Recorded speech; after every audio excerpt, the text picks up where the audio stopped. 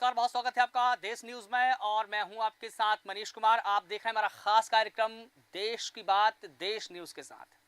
साथियों, देश की बात देश न्यूज के साथ कार्यक्रम में हर बार हम आपको दुनिया जहां की एक खास शख्सियत से रूबरू कराते हैं। आज जिस मेहमान से आपको रूबरू कराना चाहता हूं वो बहुत ही खास है।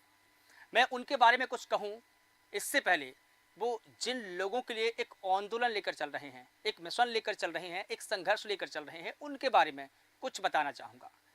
दुनिया के नज़रिए से दुनिया जैसा देखती है, आप सभी जानते हैं कि जीवन का अधिकार सबसे बुनियादी मानव अधिकार है, मूलभूत अधिकार है। हालांकि पूरे इतिहास में ऐसे भी कई समय आए हैं जब दिव्यांग लोगों के जीवन को खतरा हुआ है, क्योंकि उन्हें सामान्य लोगों की तुलना में कमतर आंका गया है, मूल्यवान कम माना जाता है उनको। और ये लोगों की अवधारणा थी, लोगों की एक सोच थी। सामाजिक डार्विनवाद के सिद्धांत और संबंधित यूजीनिक्स आंदोलन ने इस विचार को बढ़ावा दिया कि मानव जीन पूल को मानवीय हस्तक्षेप से बेहतर बनाया जा सकता है और दिव्यांग लोगों को हीन के रूप में लेबल करने में प्रमुख भूमिका निभाई।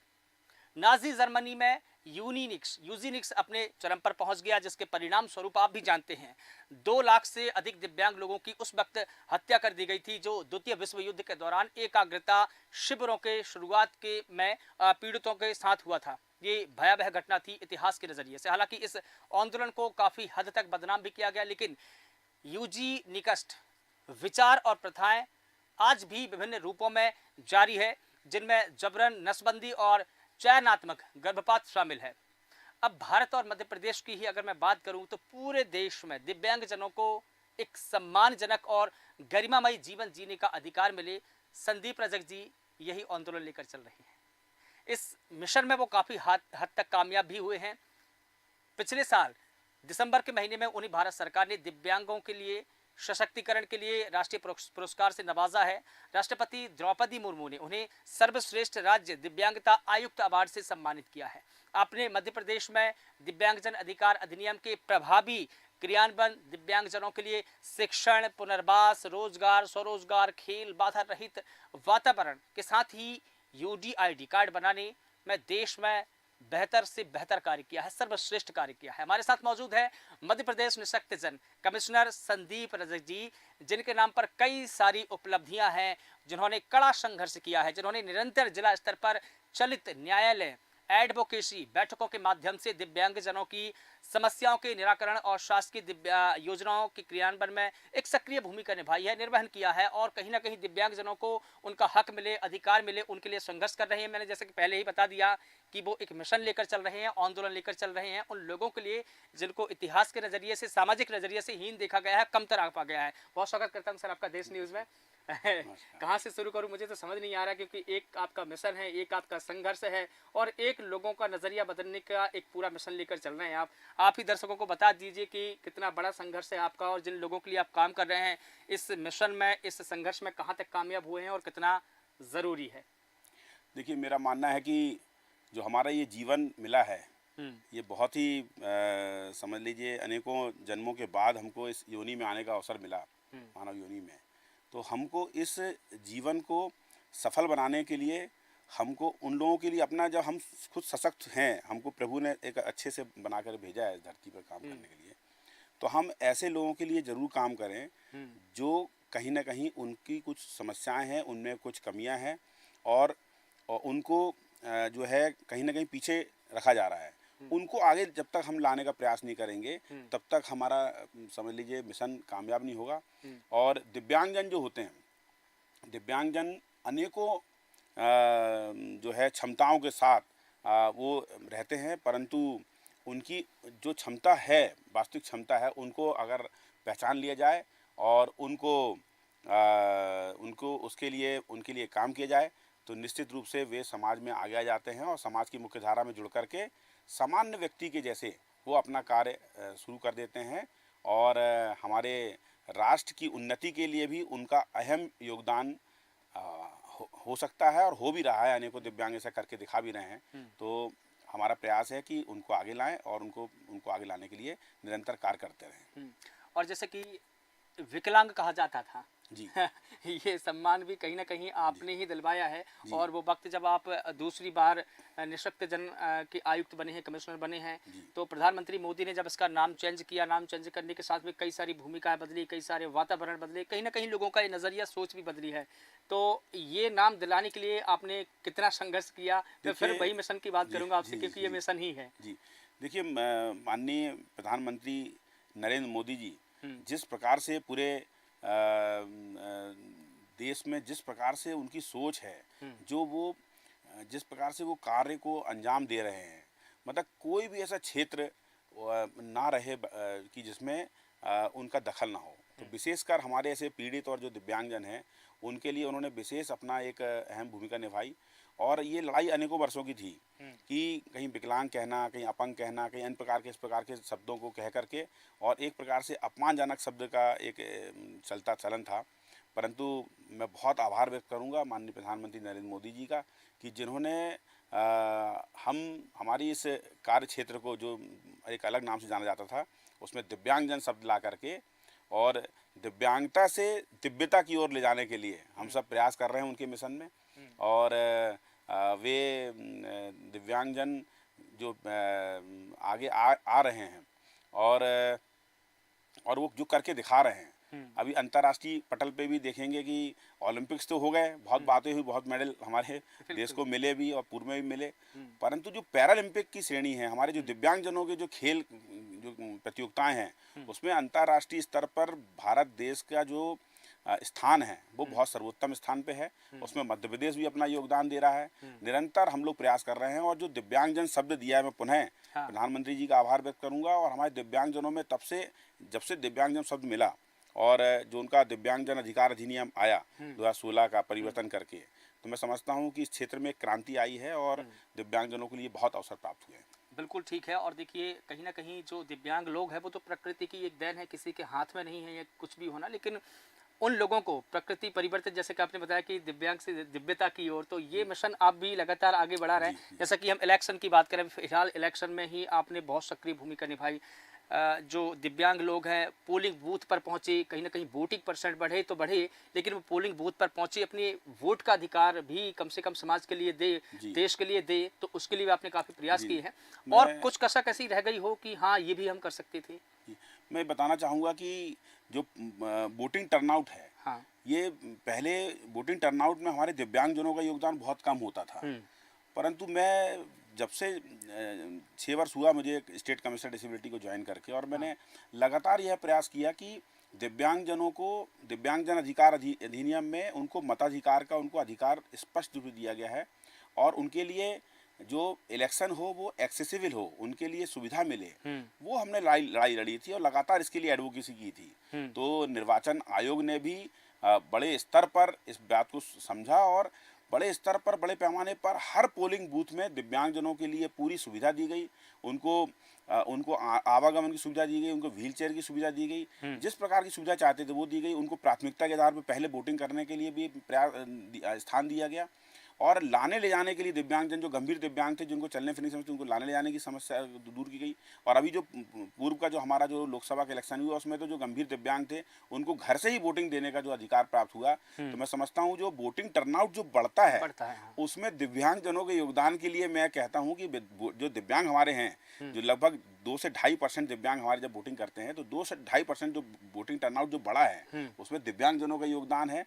और जो हमारे निर्वाचित जनप्रतिनिधियों को चुनने में हमारे दिव्यांगजनों का बहुत योगदान है। इसलिए दिव्यांगजनों के लिए भी हमेशा सोचने की आवश्यकता मेरे देश के सभी निर्वाचित जो जनप्रतिनिधि हैं उनसे भी अपील करूंगा कि उनके बारे में जरूर सोचा करें। बिल्कुल ठीक है। और दर्शकों, जैसा कि संदीप रसिक जी बता रहे हैं, लेकिन दिव्यांगों के लिए रोजगार के अवसर मिले, दिव्यांगों के लिए रोजगार के बेहतर अवसर प्रदान करने के लिए उन्होंने इनिशिएटिव्स कई शुरू किए हैं। इसके अलावा दिव्यांगों के लिए शिक्षा का अवसर, और इसके अलावा और भी जो जॉब्स हैं, स्वरोजगार हो या रोजगार हो, इसके लिए आप लगातार काम करते रहते हैं अधिकारों के लिए। जैसे आपने बताया कि 2016 में जब दिव्यांगता अधिकार अधिनियम बना, तो उसका प्रभावी कार्यान्वयन, क्योंकि कानून तो बन जाते लेकिन आपने भी देखा कि कई कानून धूल फांक रहे हैं, वो उनका कार्यान्वयन नहीं होता, इम्प्लीमेंटेशन नहीं होता। उस इम्प्लीमेंटेशन के लिए आपको राष्ट्रपति ने पुरस्कार किया, कहीं ना कहीं आपने मध्य प्रदेश का गौरव तो बढ़ाया ही, लेकिन पूरे मध्य प्रदेश को वैश्विक पटल पर आपने कि ऐसे परिप्रेक्ष्य में रखा कि दुनिया ने जाना कि काम कैसे किया जा सकता है।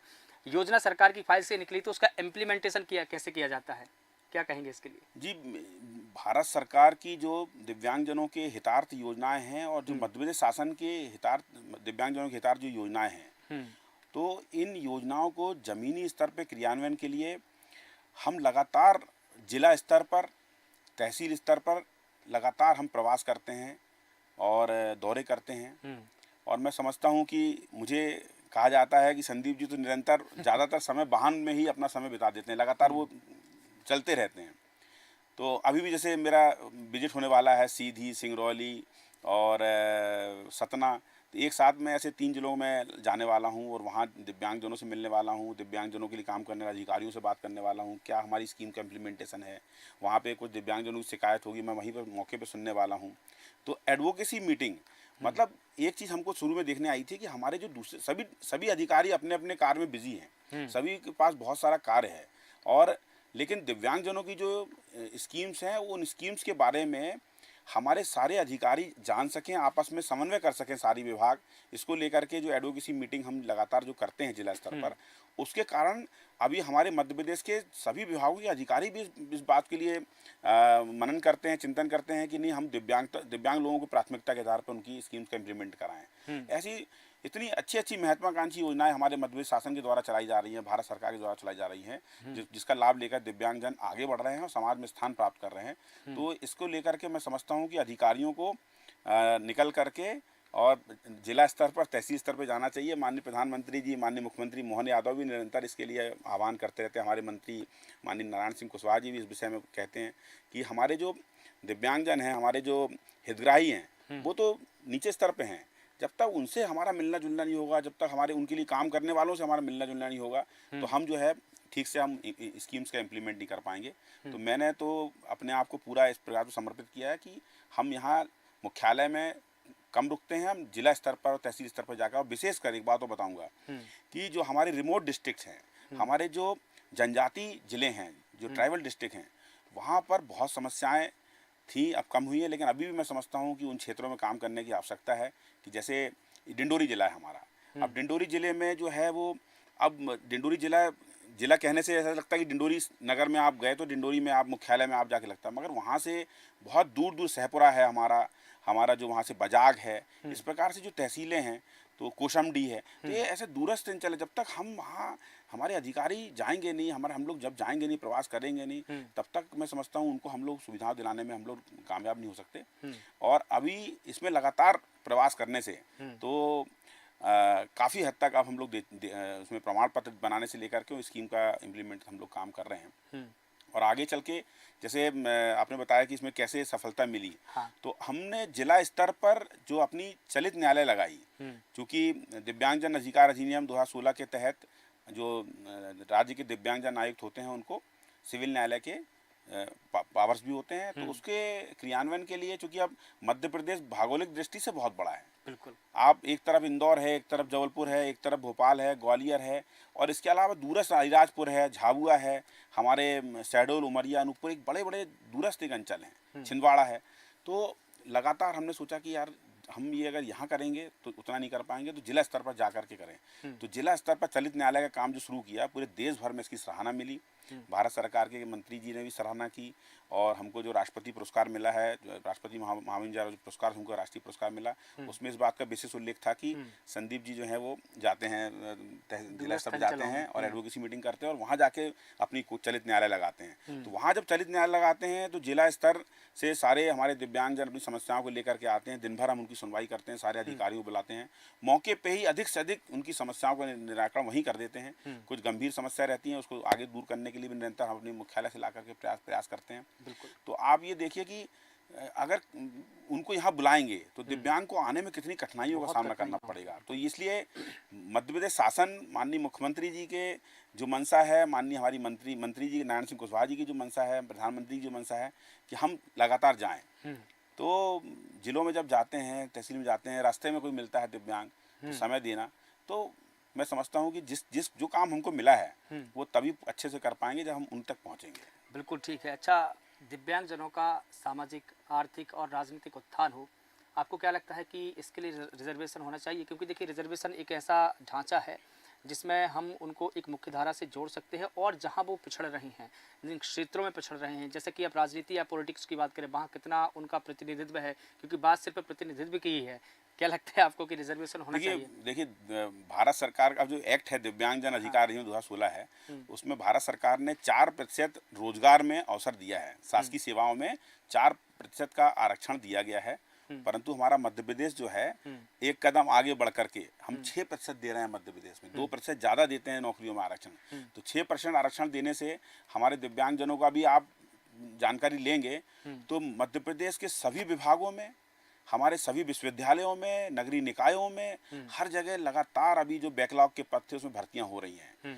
अभी लगातार आप प्रतिदिन आप विज्ञापन देखेंगे तो उसमें कोई ना कोई विज्ञापन हमारे दिव्यांगजनों को रोजगार के लिए होगा। शासकीय नियमित सेवा, स्थायी सेवा के लिए अवसर मिल रहे हैं उनको दिव्यांगजनों को। विधानसभा, लोकसभा के लिए मैं वही बताना चाहूँगा। तो अभी लगातार उसमें भर्तियां चल रही हैं और एक बड़ा एक कार्य जो है चल रहा है, सबके ध्यान में है। और आप जैसे कह रहे हैं कि विधानसभा लोकसभा के लिए मेरा ये स्पष्ट मत है कि जो हमारे उच्च सदन है, लोकसभा है, राज्यसभा है और हमारी जो विधानसभा है, इसके अलावा जो नगरीय निकाय के हमारे जो हैं, इसमें सभी में दिव्यांगजनों के लिए रिजर्वेशन होना चाहिए। इसके लिए मैंने पूर्व में भी अनुशंसा की है और मैं पुनः आपके इस मंच से भी कहना चाहूँगा कि क्योंकि दिव्यांग जो पीड़ित रहेगा, जब स्वयं वो उसको अधिकार मिलेगा, कोई ना कोई एक ऐसी सीट मध्य प्रदेश की विधानसभा में एक सीट आरक्षित होना चाहिए जहां दिव्यांगजन ही चुनाव लड़ सकें और वो सदन में पहुंचें, तो वो दिव्यांगजनों के लिए बात कर सकेंगे और अपने अधिकारों की बात भी कर सकेंगे। इसी प्रकार से हमारी लोकसभा में भी होना चाहिए। नगरीय हर प्रत्येक नगरीय निकाय में जो है जहाँ पर लगभग 50 से 60 सीट होती होंगी, तो मेरे को लगता है वहाँ भी उनको दिया जाने से और इनको अवसर मिलना चाहिए। और इसके लिए मध्य प्रदेश में मैं समझता हूँ कि जल्द ही निर्णय होंगे और स्थानीय और नगरीय निकाय स्तर पे तो पक्का जो है उसमें कार्य किया जाएगा कि उनको अवसर प्राप्त हो। अच्छा, यूडीआईडी बनाने के लिए दिव्यांगजनों के लिए एक विशिष्ट पहचान होती है, आपको ही पता है। उसके पूरे देश में मध्य प्रदेश अव्वल है।